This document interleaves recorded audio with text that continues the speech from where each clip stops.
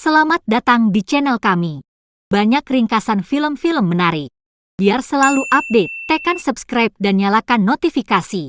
Untuk mensupport kami boleh like dan bagikan video kami. Silahkan menonton. Toronto, 2002 Mei Lee, seorang Tionghoa Kanada berusia 13 tahun, menceritakan sebuah kisah tentang bagaimana dia merasa berkewajiban untuk mengikuti keinginan orang tuanya karena semua yang mereka lakukan untuknya. Mei sangat berbakat di sekolah, meskipun beberapa temannya menganggapnya aneh dan menyebalkan. Mei menghabiskan waktu dengan teman-teman terdekatnya, Miriam yang lembut, pria yang sarkastik, dan Abby yang bersemangat. Ketika mereka berhenti di sebuah toko serba ada, Miriam, pria, dan Abby mempermainkan pegawai Devon, tetapi Mei tidak mengerti. Dia menyebutkan boyband 4 tahun, yang terdiri dari Robert, Jessie, Taeyang, Aaron T, dan Aaron Z dan yang membuat mereka terpikat.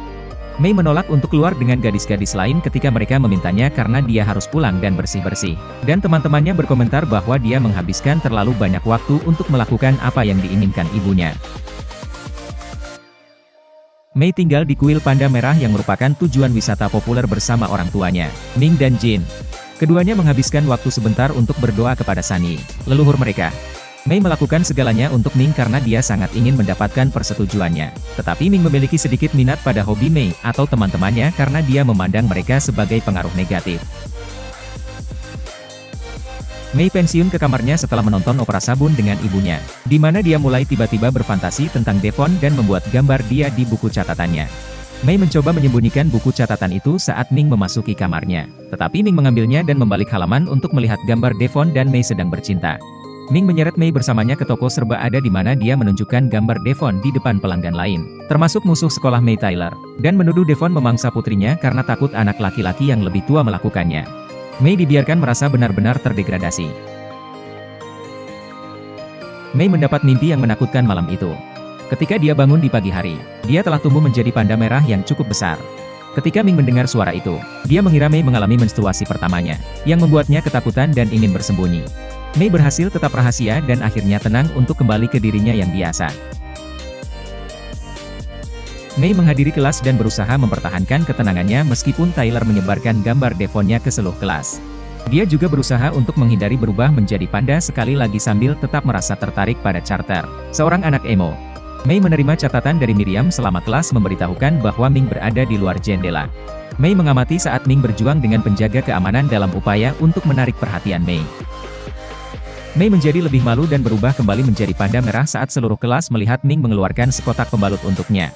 Meskipun beberapa orang melihatnya saat dia kehabisan sekolah, dia berhasil pulang dengan cepat.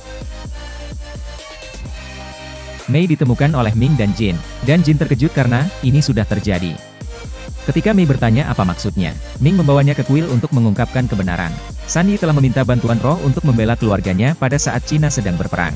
Dan sebagai hasilnya, dia diberikan kemampuan untuk berubah menjadi panda merah dan tumbuh menjadi pelindung yang hebat bagi keluarganya. Setiap wanita di keluarga Mei telah mengalami metamorfosis sejak Sunny mewariskan bakat tersebut kepada putrinya. Roh panda Mei dapat dikeluarkan dari tubuhnya dengan menjebaknya di dalam jimat selama ritual yang berlangsung pada malam bulan merah, menurut Ming. Untuk dapat mencegahnya menyebabkan lebih banyak kehancuran, Ming dan Jin mengambil perabotan Mei dan meninggalkannya hanya dengan kasur. Keesokan harinya, Mei dalam bentuk panda merah ketika Miriam, pria, dan Abby mengunjungi rumahnya. Mei terisak karena dia merasa seperti orang aneh yang tidak bisa mengendalikan transformasi, meskipun mereka tidak terganggu olehnya dan bahkan menganggapnya menggemaskan. Setelah para gadis memberi Mei pelukan kelompok dan membawakan lagu 4 tahun untuk menghiburnya, Mei mendapatkan kembali bentuk manusianya. Dia mengerti bahwa apa yang membuatnya memegang kendali adalah teman-temannya. Para gadis ingin mengumpulkan uang untuk membayar tiket konser karena 4 tahun akan tampil di Toronto pada 18 Mei, seperti yang ditunjukkan oleh Abby. Orang tua Mei mengujinya untuk melihat apakah dia bisa mengendalikan emosinya setelah mengirim teman-temannya pergi, dan dia berhasil. Tapi Ming menolak ketika Mei bertanya kepada orang tuanya apakah dia bisa membeli tiket untuk menonton 4 tahun. Ibu Ming menelepon keluarga setelah Mei memasuki kamarnya. Yang membuat Ming ngeri, dia telah membaca berita Mei muncul dalam bentuk panda dan sekarang berencana untuk mengunjungi putri dan cucunya. Di sekolah, para gadis memutuskan untuk mencoba mengunjungi 4 tahun tanpa memberitahu Ming di mana sebenarnya Mei berada.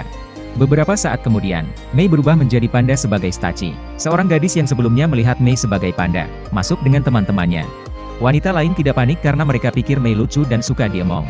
Sebagai gantinya, mereka datang dengan ide untuk menghasilkan uang dari bentuk panda Mei sehingga mereka dapat membayar tiket konser. Dengan terlihat sedang mengerjakan program matematika, mereka menyembunyikan ini dari Ming. Kemudian, Mei didekati oleh Tyler, yang meminta agar dia membawa panda merahnya sendiri ke pesta ulang tahunnya atau dia akan memberitahu ibunya tentang apa yang telah dia lakukan. Mei setuju, tetapi hanya jika Tyler membayarnya $200 yang mereka perlukan. Mendapatkan tiket keempat. Mei mencoba meninggalkan rumah pada malam pesta Tyler dan mengklaim dia akan bersama teman-temannya. Mei tegas menolak undangan Ming untuk bergabung dengannya, meskipun upaya terbaiknya.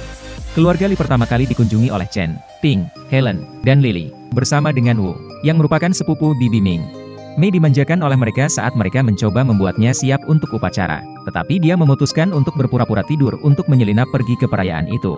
Wu ingat menemukan rambut panda merah sebelum dia melakukannya, tapi Mei berbohong dan mengaku telah berubah selama ini. Wu pergi, dan Mei menyelinap pergi. Para pengunjung pesta lainnya tidak geli ketika Mei muncul ke pesta mengenakan kostum kardusnya sebelum dia bisa berganti pakaian. Mei berubah pikiran dan memasuki mode panda saat teman-temannya menyesali kenyataan bahwa mereka tidak dapat menghadiri konser bersama-sama. Dia bersenang-senang dengan teman-teman dan teman sekelasnya. Tetapi ketika Mei kembali ke rumah, Ming menemukan bahwa dia telah menyelinap keluar dan menemukan undangan pesta Tyler serta barang-barang yang dia buat menggunakan persona pandanya. Gadis-gadis itu bersenang-senang sampai mereka mendengar di radio bahwa 4 tahun akan mengunjungi Toronto pada 25 Mei. Malam yang sama dengan ritual. Mereka akan berada di Toledo pada tanggal 18, bukan Toronto, seperti yang pertama kali dipikirkan Abby. Tyler berteriak padanya dan meminta agar dia memberi tumpangan kepada anak-anak lain sementara Mei menjadi gelisah. Tyler meremehkan Mei dan keluarganya saat dia menolak. Mei menyerangnya dengan keras, tetapi Tyler menangis dan meringkuk dalam keputusasaan sementara anak-anak lain lari ketakutan. Ketika Ming tiba pada waktunya untuk melihat ini, orang tua Tyler memberinya kesulitan. Ming kemudian menuduh teman-teman Mei mendorongnya untuk terus berubah dan menempatkan tanggung jawab di sana. Terlepas dari upaya Miriam untuk menjelaskan, Mei merasa sulit untuk membela teman-temannya karena khawatir dengan pendapat Ming. Dia pergi, mengecewakan para gadis. Malam ritual telah tiba. Abby, Priya, dan Miriam menghadiri konser sendirian. Mei, keluarganya, dan tetangga sebelah mereka, Tuan Gao, hadir di rumah untuk upacara tersebut. Sebuah video Mei menikmati dirinya dengan teman-temannya sebagai panda ditemukan oleh Jin di kamera. Dia memasuki kamarnya dan mengucapkan kata-kata yang membesarkan hati, menunjukkan kepadanya bahwa Ming sebenarnya cukup besar dan menakutkan sebelum dia kehilangan semangat pandanya. Dia terlibat perselisihan sengit dengan Wu tentang hubungannya dengan Jin, dan Wu berakhir dengan bekas luka di matanya.